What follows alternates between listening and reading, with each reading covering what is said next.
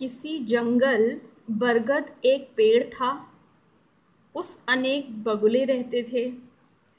उसी पेड़ कोटर एक सांप भी रहता था। वह बगुलों छोटे छोटे बच्चों खा जाता था। बेचारे बगुले अपने बच्चों बहुत दुखी रहते थे। उन्होंने एक केकड़े अपना दुख बताया। केकड़े सोचा, ये मेरे जन्म शत्रु हैं। इन्हें ऐसा उपाय बताऊंगा जिससे सांप साथ साथ इन बगुलों भी विनाश हो जाएगा। उसने कहा, वट वृक्ष थोड़ी दूर एक नेवले बिल है। आप नेवले बिल लेकर कोटर तक मछली टुकड़े डाल दें ताकि उस रास्ते जाकर नेवला सांप मार दे। अभी अभी बच्चों मैंने आपके लिए एक पैराग्राफ पढ़ा। आपने सबने सुना। उसमें कुछ अजीब लगा आपको? आपने ज़रूर उसको पहचान लिया। वास्तव में पैराग्राफ अजीब था। कुछ भी समझ में नहीं आया। कहानी तो थी, बट कहानी पता नहीं चली कि क्या थी। ऐसा क्यों था? ऐसा इसलिए था कि जो पैराग्राफ मैंने अभी आपके सामने पढ़ा था उसमें कुछ मिसिंग था। उसमें कुछ शब्द ऐसे थे जो छोड़ दिए गए थे। वो शब्द कौन से थे और वो शब्द इतने ज़रूरी क्यों हैं, बस यही आज के वीडियो में हमको सीखना है। Welcome to my channel. आज हम हिंदी ग्रामर में क्या सीखेंगे? कारक सीखेंगे। और कारक हिंदी ग्रामर में बहुत ही इम्पॉर्टेंट रोल प्ले करते हैं। अगर आप संज्ञा सीखते हैं तो संज्ञा के लिए आपको कारक सीखने ही होंगे। तो चलिए अब उसी कहानी को कारक के साथ पढ़ते हैं एक बार फिर से दोबारा, और अब समझ में कहानी हमको आएगी। देखिए, किसी जंगल में बरगद का एक पेड़ था। उस पर अनेक बगुले रहते थे। उसी पेड़ की कोटर में एक सांप भी रहता था। वह बगुलों के छोटे छोटे बच्चों को मार कर खा जाता था। बेचारे बगुले अपने बच्चों के लिए बहुत दुखी रहते थे। उन्होंने एक केकड़े को अपना दुख बताया। केकड़े ने सोचा, ये मेरे जन्म के शत्रु हैं। इन्हें ऐसा उपाय बताऊंगा जिससे सांप के साथ साथ इन बगुलों का भी विनाश हो जाएगा। उसने कहा, वट वृक्ष से थोड़ी दूर एक नेवले का बिल है। आप नेवले के बिल से लेकर कोटर तक मछली के टुकड़े डाल दें ताकि उस रास्ते से जाकर नेवला सांप को मार दे। ये है कहानी, और अब हमें कहानी पूरी तरह से समझ आ रही है। अब उस कहानी और इस कहानी में अंतर क्या हुआ? अंतर हुआ कुछ शब्दों का। जो शब्द आपको लाल कलर में दिखाई दे रहे हैं वो शब्द पहले वाली कहानी में नहीं लिखे थे। क्यों? क्योंकि पहले वाली कहानी में कारक नहीं दिए गए थे। दूसरी कहानी में हमने क्या किया? हमने कारक चिन्हों को ऐड कर दिया। तो अब आपको दिया गया गद्यांश स्पष्ट रूप से समझ में आ रहा होगा। इसका मुख्य कारण यह है कि गद्यांश को दोबारा लिखते समय कुछ रंगीन शब्दों का प्रयोग किया गया है जो पूरे गद्यांश को एक दूसरे से क्या कर रहे हैं? जोड़ रहे हैं। ऐसे ही रंगीन शब्दों को हम क्या कहते हैं? कारक चिन्ह कहते हैं, या परसर्ग कहते हैं, या विभक्ति भी कहते हैं। और हिंदी भाषा में कारक का बहुत ही ज़्यादा महत्व है। तो में, का, पर, को, से, की के लिए ये सभी क्या हैं? ये कारक हैं, कारक चिन्ह हैं, परसर्ग हैं अथवा विभक्ति चिन्ह हैं। ठीक? तो इस तरह से देखें तो पता चलेगा कि कारक की परिभाषा क्या हुई। तो कारकों ने क्या किया? वाक्यों को आपस में जोड़ा। वाक्यों को आपस में जोड़ने के लिए क्या करना पड़ता है? जो संज्ञा शब्द है उसको क्रिया से जोड़ना पड़ता है, तभी वाक्य पूरा होता है। तो संज्ञा या सर्वनाम के जिस रूप से मतलब जैसे संज्ञा के रूप क्या होंगे? संज्ञा का, संज्ञा पर, संज्ञा से, संज्ञा के लिए, है ना? संज्ञा को, ये रूप ही तो है संज्ञा के। तो संज्ञा या सर्वनाम के जिस रूप से उसका संबंध क्रिया से पता चले, या क्रिया से बिठाया जाए, या क्रिया से जाना जाए, उसे क्या कहते हैं? उसे कारक कहते हैं। कोई परिभाषा याद करने जैसी चीज़ नहीं होती है। आप जो समझेंगे परिभाषा में केवल आप वही लिखेंगे। तो एक बार फिर से बोलेंगे कि संज्ञा या सर्वनाम के जिस रूप से उसका संबंध क्रिया से पता चले उसे हम कारक कहते हैं। ठीक है, देखो एक बार फिर से देखो। किसी जंगल बरगद एक पेड़ था। किसी जंगल बरगद एक पेड़ था। यहाँ पर शब्द तो हैं लेकिन शब्द आपस में जुड़े हुए नहीं हैं कि किस तरह से ये एक दूसरे से लिंक करते हैं। किसी जंगल में बरगद का एक पेड़ था, तो में और का लगाकर अब ये शब्द एक दूसरे से जुड़ जाते हैं। तो ये शब्दों को जोड़ना, उसके लिए हमको कारक की जरूरत पड़ती है, उसके लिए हमको कारक चिन्हों की जरूरत पड़ती है। ठीक, तो अभी हमने परिभाषा में पढ़ा कि संज्ञा अथवा सर्वनाम के जिस रूप से उसका संबंध क्रिया से पता चले उसे कारक कहते हैं। तो अब आगे जब बात होगी तो हमको ये पता होना चाहिए कि संज्ञा अथवा सर्वनाम के कितने रूप होते हैं, फिक्स्ड होते हैं या फिर कभी भी कोई सा भी रूप लगा सकते हैं। तो संज्ञा अथवा सर्वनाम के अगर हम रूपों की बात करें तो उनके रूप 8 होते हैं और उन्हीं 8 रूपों को हम कारक के भेद भी बोलते हैं। तो कारक के कितने भेद होते हैं? Kinds of case. कारक को इंग्लिश में क्या बोलते हैं? केस बोलते हैं। तो केस के कितने काइंड्स होते हैं या कारक के कितने भेद होते हैं? 8 भेद होते हैं। और वो 8 भेद कौन कौन से हैं? कर्ता कारक, कर्म कारक, करण कारक, संप्रदान कारक, अपादान कारक, संबंध कारक, अधिकरण कारक और संबोधन कारक। जब संज्ञा कर्ता की तरह काम करे तो कर्ता कारक, कर्म की तरह काम करे तो कर्म कारक, एक कारण की तरह काम करे तो करण कारक, संप्रदान की प्रदान करने के लिए काम करे तो संप्रदान कारक, इसी तरह से अपादान कारक, संबंध कारक, अधिकरण कारक और संबोधन कारक। ये कारकों के नाम है, कारकों के भेद हैं, लेकिन इनके चिन्ह, इनकी विभक्तियां, इनके परसर्ग जो है वो अलग हैं। देखिए वो कैसे हैं। कर्ता कारक, उसके साथ विभक्ति चिन्ह ने का प्रयोग होता है। कर्म कारक को का प्रयोग होता है। करण कारक से का प्रयोग होता है। संप्रदान कारक में को या के लिए का प्रयोग होता है। अपादान कारक में से का प्रयोग होता है। संबंध कारक में का, की, के, रा, री, रे, नानी, ने का प्रयोग होता है। अधिकरण कारक में में, पे, पर, ठीक, इसका प्रयोग होता है। और संबोधन कारक में हे, अरे, अहो, आह इसका प्रयोग होता है।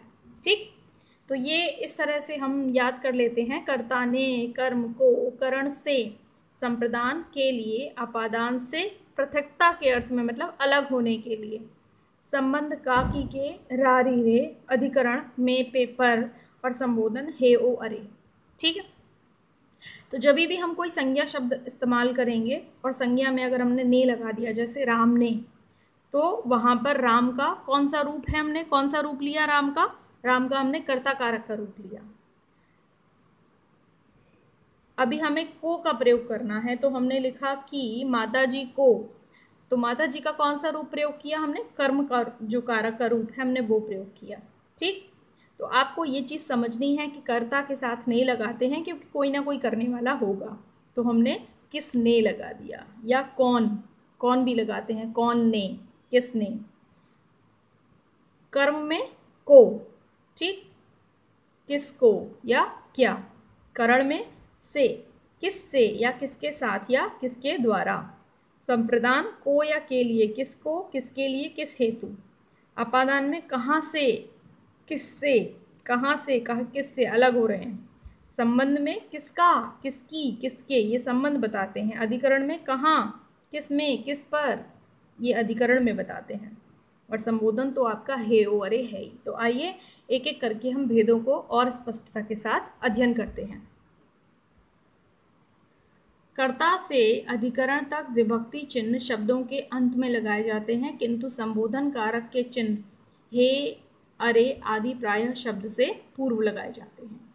ये अलग बात है कि कर्ता कारक से लेकर अधिकरण कारक के सारे विभक्ति चिन्ह जो शब्द होता है, जो संज्ञा सर्वनाम वाला, उसके हम लास्ट में लगाते हैं, लेकिन जो हमारा संबोधन कारक होता है उसमें हम पूर्व में लगाते हैं। तो अब सबसे पहला भेद आता है कर्ता कारक, जिसका विभक्ति चिन्ह है ने। तो देखिए, कर्ता का अर्थ है करने वाला। तो वाक्य में संज्ञा अथवा सर्वनाम के कुछ रूप क्रिया को करने वाले का बोध कराते हैं। संज्ञा अथवा सर्वनाम के कुछ रूप ऐसे होते हैं जो ये बताते हैं कि क्रिया संज्ञा अथवा सर्वनाम के द्वारा की जा रही है। जैसे मुसाफिर ने भोजन किया, तो यहाँ क्रिया है भोजन करना और क्रिया किसने की? मुसाफिर। तो अगर मैं ये ने हटा दूँ और केवल इतना लगा दूँ मुसाफिर भोजन किया, तो हमें नहीं पता चलेगा कि भोजन किसने किया। भोजन करने के बाद मुसाफिर सो गया। कौन सो गया? मुसाफिर सो गया। ठीक, तो यहाँ करने वाला जो है वो कर्ता कारक है। तो कई बार ऐसा होता है कि विभक्ति चिन्ह का प्रयोग होता है और कई बार ऐसा होता है कि विभक्ति चिन्ह का प्रयोग नहीं होता है, लेकिन फिर भी वहाँ पर कारक होता है। तो इन वाक्यों में कर्ता की पहचान किसने और कौन प्रश्न से हो रही है। किसने भोजन किया? पहले वाले वाक्य में मुसाफिर ने भोजन किया। कौन सो गया? मुसाफिर सो गया। दोनों ही प्रश्नों का उत्तर मुसाफिर है, अतः इस वाक्य में मुसाफिर कर्ता कारक है और कर्ता कारक की विभक्ति क्या होती है? ने होती है। क्या होती है? ने। तो संज्ञा अथवा सर्वनाम के जिस रूप से या जिस स्वरूप से क्रिया के करने वाले का बोध हो, क्रिया के करने वाले का ज्ञान हो, उसे हम कर्ता कारक कहते हैं। कर्ता कारक का विभक्ति चिन्ह ने कहीं कहीं वर्तमान काल, भविष्य काल और भूतकाल के वाक्यों में नहीं भी लगता।